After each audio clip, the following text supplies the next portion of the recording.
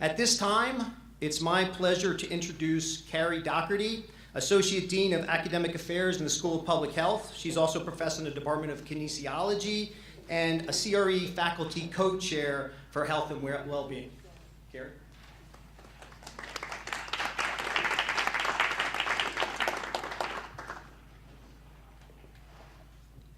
All right, thank you so much.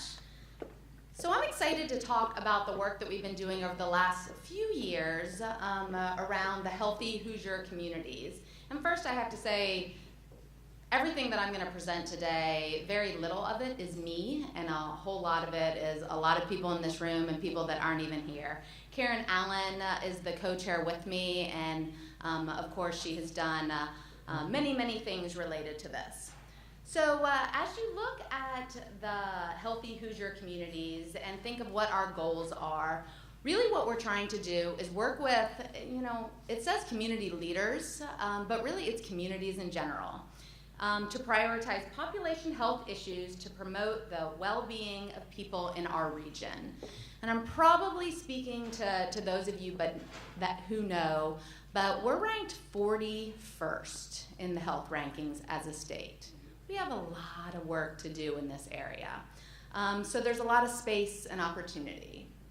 When we look at just Indiana in general and look at the health outcomes, and we zoom down to southern Indiana, you can see that the darker the color, the more work we need to be doing. And so when we look at health outcomes, this represents how long people live and how healthy people feel. So again, the darker the color, the more work that needs to be done. And you can see there are certainly pockets of our state that are in that darkest shade of green. When we look at health factors, this represents focus areas that drive how long and how well we live.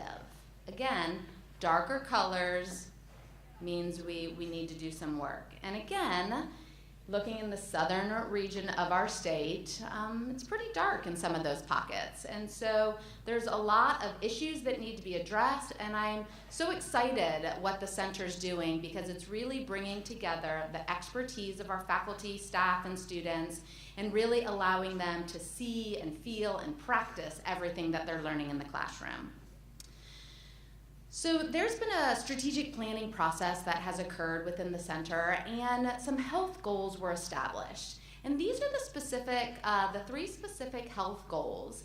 And these are items that we're really trying to tackle in these first 3 years.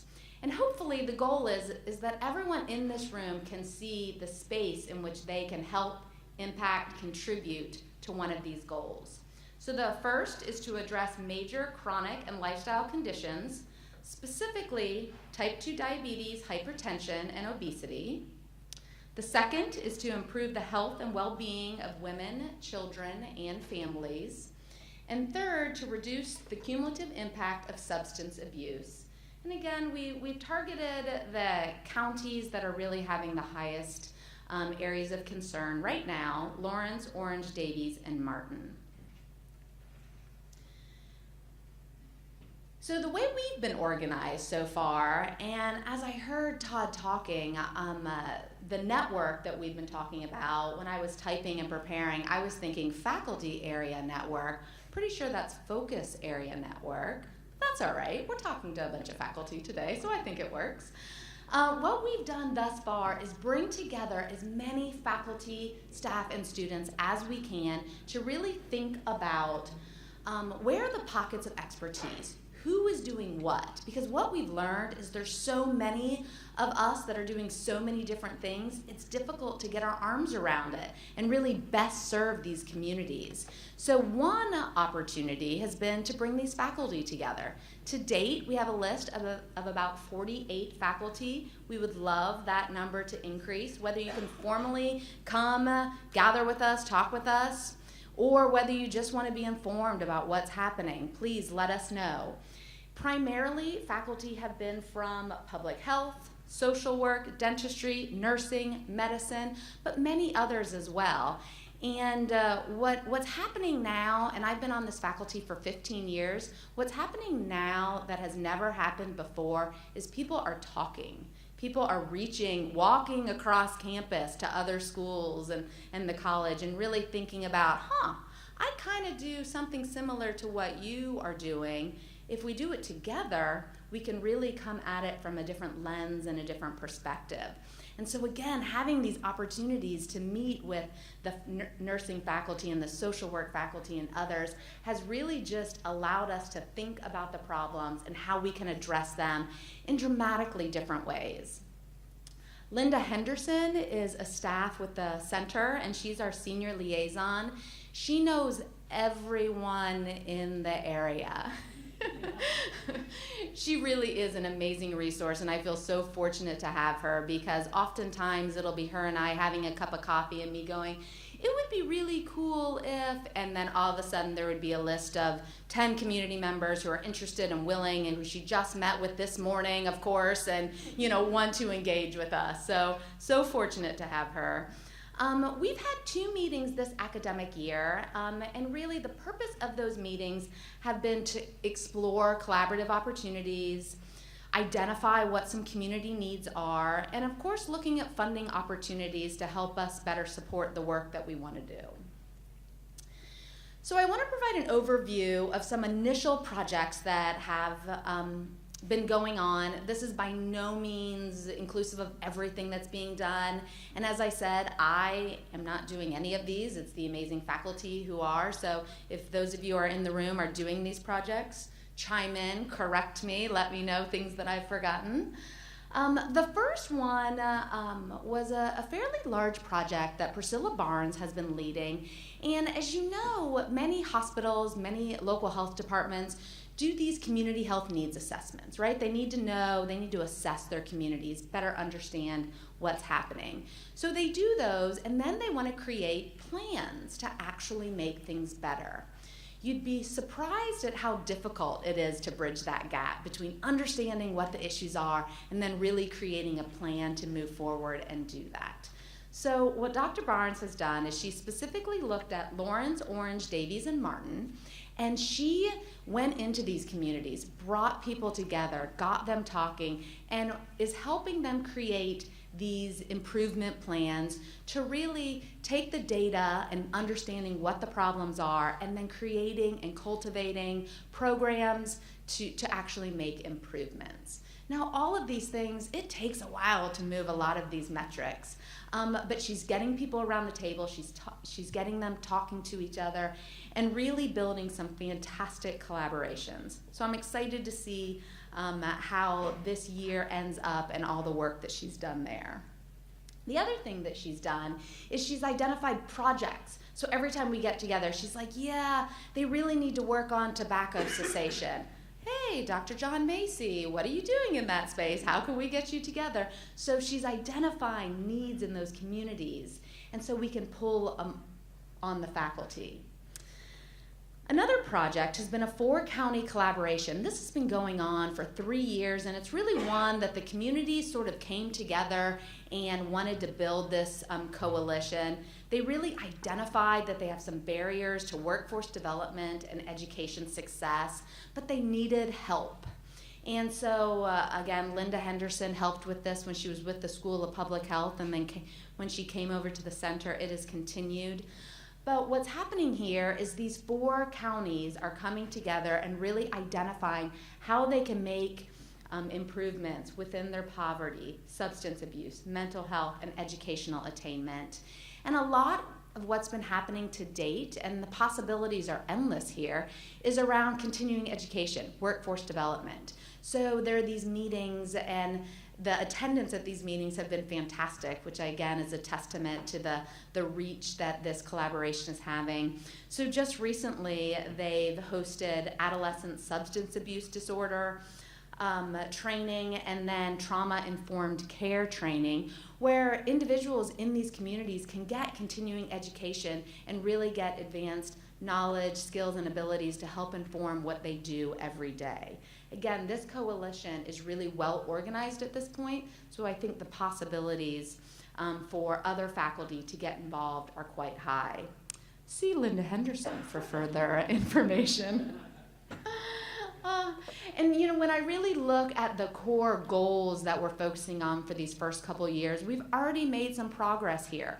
So under the chronic lifestyle conditions, the School of Nursing is doing some fantastic work.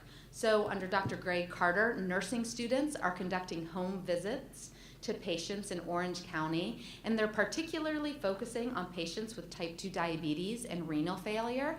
And so these students are getting these amazing opportunities to go into these homes, working with real patients. And at our last meeting, we were dreaming about how cool would it be to have a nursing student, a medical student, a social work student, a public health student, all converge and see how we can help these patients in our communities. Additionally, in nursing, Mary Lynn Davis Ajami is developing a strategic plan to expand access to care in rural communities through nursing education. We know nursing on our campus is just exploding, so there are so many possibilities in this space. And then the School of Informatics, Computing, and Engineering are investigating technologies that would support healthy, independent living for older adults in rural areas. Again, this is a space where the possibilities are endless, and they can really reach into many different schools and the college. Here's another project that fits squarely within this space, and it was actually part of Sustaining Hoosier Communities last year. Our Dr. Jeannie Johnston is right here, and she was one of the faculty leaders in this space, where they took a group of biology and public health students down to Mitchell, Indiana, and essentially said, what programs do you currently have? How can we grow? How can we enhance them? How can we better publicize them? How can we make them better? And I had the opportunity to see the students present these final projects, and it was just amazing, the energy in the room and the community members that were there listening to these projects. It was just, I thought there were going to be tears at one point. It was such an amazing opportunity, and I know we'll learn a little bit more about Sustaining Hoosier Communities later on. When we look at improving health and well-being of women, children, and families, both the School of Public Health and Social Work are collaborating on lots of different projects.